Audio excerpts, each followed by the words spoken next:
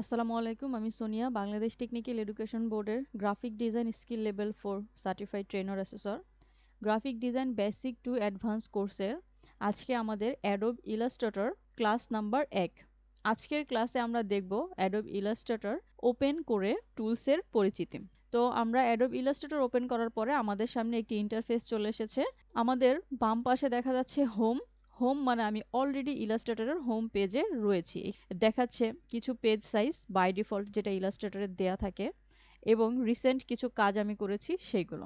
এরপরে বাম পাশে দেখা যাচ্ছে ক্রিয়েট নিউ এবং ওপেন। ক্রিয়েট নিউ হচ্ছে আমরা নতুন করে একটি পেজ ক্রিয়েট করব। ওপেন হচ্ছে আমাদের অলরেডি কাজ করা একটি ডকুমেন্ট রয়েছে, সেটিকে আমরা ওপেন করব। তো আমরা প্রথমত ক্রিয়েট নিউ থেকে একটি ডকুমেন্ট ক্রিয়েট করব, যেটা আমরা ফাইল থেকে নিউতে প্রেস করে করতে পারি অথবা কন্ট্রোল এন প্রেস করে করতে পারি। তো আমরা ক্রিয়েট নিউতে চলে গেলাম। এইখানে আমাদের একটি পপ আপ মেনু চলে এসেছে। বাই ডিফল্ট কিছু পেজ প্রিসেট দেওয়া রয়েছে। রিসেন্ট আমি যে প্রিসেটগুলো নিয়ে কাজ করেছি সেগুলোর কিছু এখানে আছে। সেভড কিছু প্রিসেট, আমি কোনো কিছু সেভ করি নাই, তাই এখানে সেভড কোনো প্রিসেট নাই। মোবাইলে যদি আমরা আসি তাহলে এটা হচ্ছে আমরা যদি মোবাইল ডিভাইসের জন্য কোনো স্পেসিফিক মোবাইল ডিভাইসের জন্য কোনো ইউআই ইউএক্স ডিজাইন করতে চাই, সেই ক্ষেত্রে আমাদের প্রয়োজন হবে ওয়েবের জন্য সেম, প্রিন্টের জন্য হচ্ছে A4 লেটার লিগেল যে পেজগুলো প্রিন্ট করার উদ্দেশ্যে করা হয় সেই পেজের প্রিসেটগুলো দেওয়া আছে। ফিল্ম এবং ভিডিওর জন্য ফিল্ম এবং ভিডিও সাইজের প্রিসেট দেওয়া আছে। আর্ট এবং ইলাস্ট্রেশনের জন্য আর্ট এবং ইলাস্ট্রেশন সাইজের পেজ প্রিসেট দেওয়া রয়েছে। আমরা এখান থেকে কোনো পেজ প্রিসেট নিব না, আমরা নিউ আমাদের নিজেদের ইচ্ছে মতো ক্রিয়েট করে নিব। তো আমরা পেজ প্রিসেট ডিটেলসে চলে আসলাম। আসার পরে এখানে আনটাইটেল রয়েছে। এই ক্লাস 1 নামে একটি পেজ আমি ক্রিয়েট করব, যেটা ওয়াইড এবং হাইট আমি ইঞ্চিতে রাখবো। ইঞ্চি আমি কোথা থেকে নিব? এই যে পয়েন্ট এখানে রয়েছে, এখান থেকে আমি ইঞ্চিতে ক্লিক করব। করার পরে আমার এখানে ইঞ্চি চলে এসেছে। তো আমি 10 বাই 10 ইঞ্চি একটি পেজ নিয়ে ডেমো কাজ করব। অলরাইট। তারপরে চলে এসেছে ওরিয়েন্টেশন। ওরিয়েন্টেশন হচ্ছে পোর্ট্রেট মানে হচ্ছে লম্বা পেজ এবং ল্যান্ডস্কেপ মানে হচ্ছে চওড়া পেজ। তো আমরা ল্যান্ডস্কেপ এবং পোর্ট্রেট যখন নির্দিষ্ট পেজ সাইজ নিব তখন নিতে পারি। যেহেতু আমি 10 বাই 10 নিচ্ছি, এটা ল্যান্ডস্কেপ এবং পোর্ট্রেট একই সাইজের। যদি আমি এইখানে 12 বাই 10 নিতাম তাহলে আমি যখন ওরিয়েন্টেশন সিলেক্ট করতাম তখন আমাদের এই ল্যান্ডস্কেপ পোর্ট্রেট মোডটা চেঞ্জ হতো। দেখেন 12 বাই 10 নিলে আমার 10 ইঞ্চি ওয়াইডে চলে যাচ্ছে, 12 ইঞ্চি হাইটে চলে আসতেছে। আমি যদি ওরিয়েন্টেশন ল্যান্ডস্কেপ সিলেক্ট করি তাহলে আমার বড় যেটা আছে সাইজ 12 সেটা উপরে যাবে এবং 10 নিচে চলে আসবে। That's it. এটাই হচ্ছে ওরিয়েন্টেশন, হরিজন্টাল এবং ভার্টিক্যাল পেজ। ওকে, তারপরে চলে আসি আর্টবোর্ড। এটা মোস্ট ইম্পর্টেন্ট। ফটোশপে আমরা একটি সাদা পেজ নিয়ে কাজ করতে পেরেছিলাম। সেই একটি পেজের উপরেই আমরা ইমেজ অথবা আমরা শেপ অথবা যা করেছি একটি পেজের উপরে। বাট ইলাস্ট্রেটরে আমরা একাধিক পেজ নিয়ে কাজ করতে পারবো, সেটাকে ইলাস্ট্রেটরে বলা হয় আর্টবোর্ড। তো এইখানে একটা দেয়া আছে, আমি আপাতত একটা নিয়ে ওপেন করব, তারপরে আমরা একাধিক পেজ ওপেন করা দেখব। অলরাইট, তো আমরা আর্টবোর্ড একটা রাখলাম। এরপরে আসছে ব্লিড। ব্লিড কি? এটা হচ্ছে আমরা যদি বাংলাতে ব্লেড হিসেবে বলতে চাই সেটাও আমরা বলতে পারি। এটা হচ্ছে প্রিন্ট মিডিয়ার জন্য আমি যে কোনো একটি, যেহেতু ইলাস্ট্রেটর আমাদের ভেক্টর ফাইল, ভেক্টর ডিজাইনে কাজ করে, banner, poster, business card, logo design, brochure design. তো ব্যানার, পোস্টার, বিজনেস কার্ড, বিশেষ করে এই ডিজাইনগুলো প্রিন্টের উদ্দেশ্যে আমাদের করা হয় এবং ইলাস্ট্রেটর প্রিন্ট মুড নিয়েই কাজ করে। তো প্রিন্ট মুডের উদ্দেশ্যে আমরা যখন কাজ করব, আমরা একটা ডিজাইন করব, সেই ডিজাইনটাকে অবশ্যই ব্লিডটা নিয়ে নিতে হবে। কারণ হচ্ছে আমরা যে ডিজাইনটা প্রিন্ট করব সেটা যদি আমি ব্লিড মার্ক না রাখি তাহলে আমার ডিজাইনের ভেতর থেকে কেটে যাবে। ব্লিডটা হচ্ছে আমার ডিজাইনের বাইরের একটি এরিয়া, যেই এরিয়া থেকে পেজটি কাটবে, পেজের কোনো অংশ কাটবে না। এটার জন্য ব্লিডটা ইম্পর্টেন্ট। তবে যদি আমরা যেই ডিজাইনটা প্রিন্ট করার উদ্দেশ্যে করব সেটার ক্ষেত্রে আমরা ব্লিডটা সিলেক্ট করে নিব। অলরাইট, তারপরে আছে অ্যাডভান্স অপশন। অ্যাডভান্স অপশনের এইখানে ইলাস্ট্রেটর কালার মুড CMYK নিয়ে কাজ করে এবং স্ক্রিন মুড 300 নিয়ে কাজ করে, কারণ আমরা প্রিন্ট মিডিয়ার জন্য কাজ করব। এরপরে প্রিভিউ মুড, যেটা ডিফল্ট আছে এটাই থাকবে। তো আমরা ক্রিয়েটে ক্লিক করে দিব। দেখেন আমার 10 বাই 12 ইঞ্চি একটি পেজ ক্রিয়েট হলো। একটি আর্টবোর্ড নিয়েছিলাম বলে একটি পেজ ক্রিয়েট হয়েছে এবং উইদাউট ব্লিড, মানে আশেপাশে আমরা কোনো এরিয়া দেখতে পাচ্ছি না।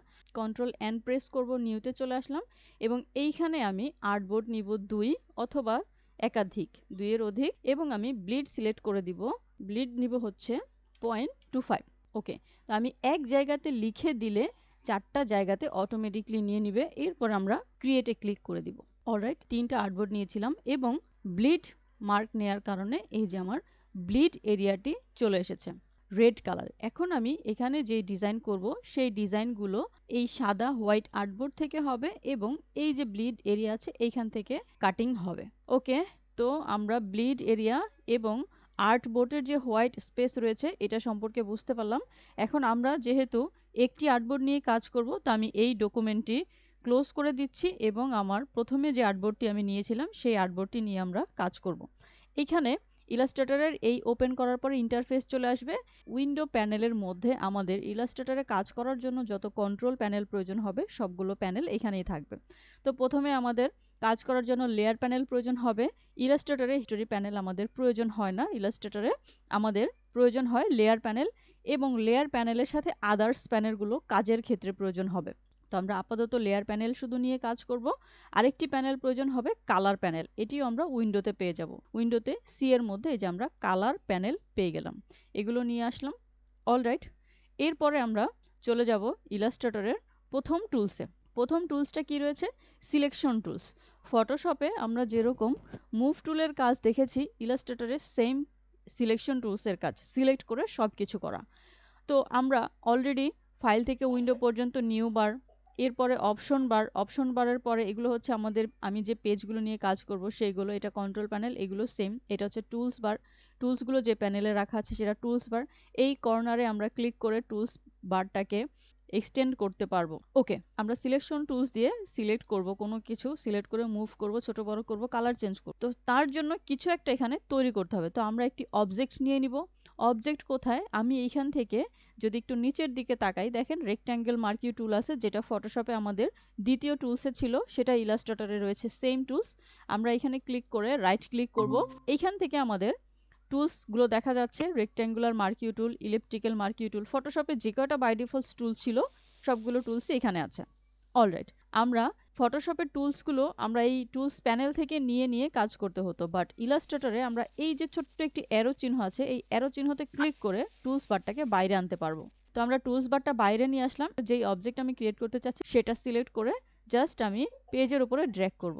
এখন দেখেন, ফটোশপে আমরা সাদা আর্টবোর্ডের উপরে শুধু কাজ করতে পেরেছিলাম, কিন্তু ইলাস্ট্রেটরে এই সাদা আর্টবোর্ড, এটা হচ্ছে আমার সাইজ, যেটা আমি 10x12 ইঞ্চি একটি পেজ সাইজ নিয়েছিলাম, বাট এইটার ছাড়াও ব্ল্যাঙ্ক যে এরিয়াগুলো আছে এই এরিয়াতেও আমি কাজ করতে পারতেছি। ইলাস্ট্রেটরে এইটা হচ্ছে একটি প্লাস পয়েন্ট, যেহেতু এটা ভেক্টর ফাইল নিয়ে কাজ করে, আমাদের হিউজ পরিমাণের ফাইল নিয়ে কাজ করতে হয়, যার জন্য এই সাদা আর্টবোর্ডকে বলা হয় আর্টবোর্ড। এবং এই যে জুম আউট করার পরে, কন্ট্রোল মাইনাস দিয়ে জুম আউট করার পরে এই যে কালো যে একটি এরিয়া দেখা যাচ্ছে, এই এতখানি এরিয়ার মধ্যে আমরা কাজ করতে পারবো। আর এই এরিয়াটাকে বলা হয় ওয়ার্ক স্পেস, মানে কাজের জায়গা। আমরা আর্টবোর্ড ছাড়াও এতখানি এরিয়ার মধ্যে কাজ করতে পারবো।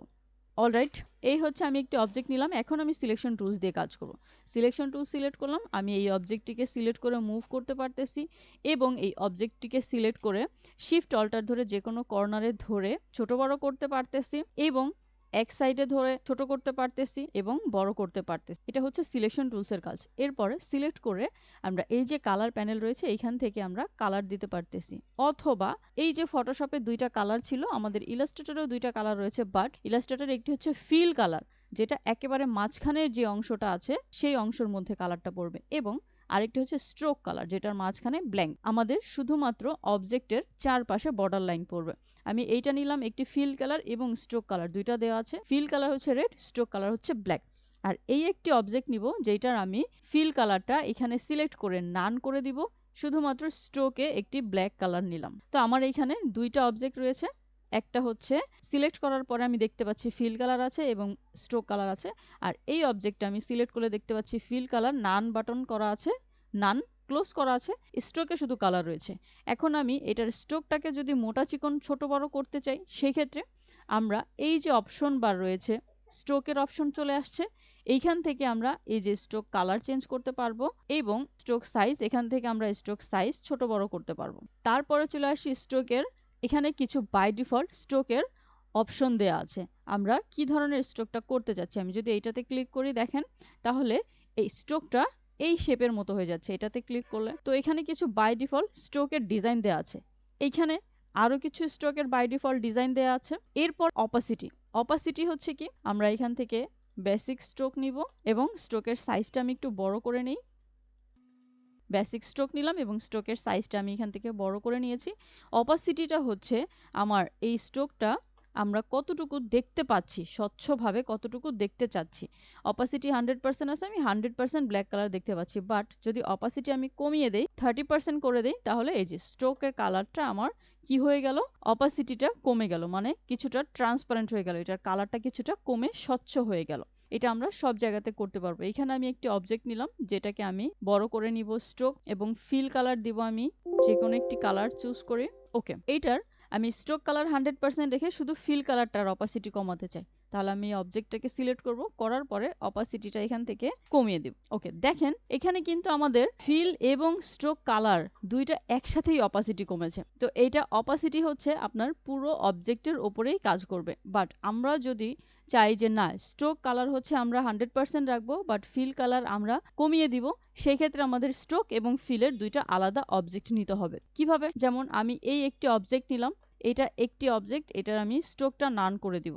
স্ট্রোক নান করে দিলাম। এখন এটা আমি সিলেক্ট করে এখানে দেখব ফিল কালার রয়েছে। আমি সেম এই অবজেক্টটির আরেকটি কপি নিব। কিবোর্ড থেকে কন্ট্রোল সি এবং কন্ট্রোল এফ প্রেস করব। কন্ট্রোল সি এবং কন্ট্রোল এফ মানে এই অবজেক্টের উপরে আরেকটি অবজেক্ট তৈরি হলো, এক্স্যাক্টলি সেম। তো এই অবজেক্টটাকে আমি ফিল কালারটা নান করে স্ট্রোকে কালার দিব এবং স্ট্রোক কালারটা ব্ল্যাক নিব। ওকে, এখন আমি এইটার স্ট্রোকটা মোটা করে দিব। এবার আমি চাচ্ছি এই যে অবজেক্টটা রয়েছে, এই অবজেক্টটার শুধুমাত্র ফিল কালারের অপাসিটিটা কমবে। স্ট্রোক কালার আমার যেরকম আছে সেরকম 100% থাকবে। তাহলে আমরা এখানে যেহেতু দুইটা অবজেক্ট, আমি দুইটা অবজেক্টকে আলাদাভাবে সিলেক্ট করে কাজ করতে পারবো। তাহলে আমি শুধু ফিল কালার সিলেক্ট করলাম, এবার আমি অপাসিটি এখান থেকে কমিয়ে দিব। দেখেন স্ট্রোক কালার আমার 100% আছে, বাট ফিল কালারটা কি হয়ে গেল, একটু ট্রান্সপারেন্ট, কালারটা একটু স্বচ্ছ হয়ে গেল।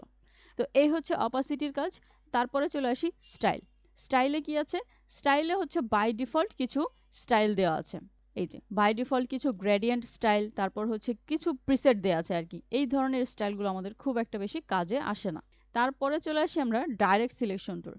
ডাইরেক্ট সিলেকশন টুলসের কাজ ছিল এই যে ডাইরেক্ট সিলেকশন। দেখেন আমরা সিলেকশন টুলস যখন নেই, আমাদের অ্যাঙ্কর পয়েন্টগুলো কিভাবে আসে, একটি ট্রান্সফর্ম সিলেকশনের মতো। বাট ডাইরেক্ট সিলেকশন যখন আমরা নেই, তখন আমাদের অ্যাঙ্কর পয়েন্টগুলো জাস্ট নর্মাল অ্যাঙ্কর পয়েন্টের মতো চলে আসে।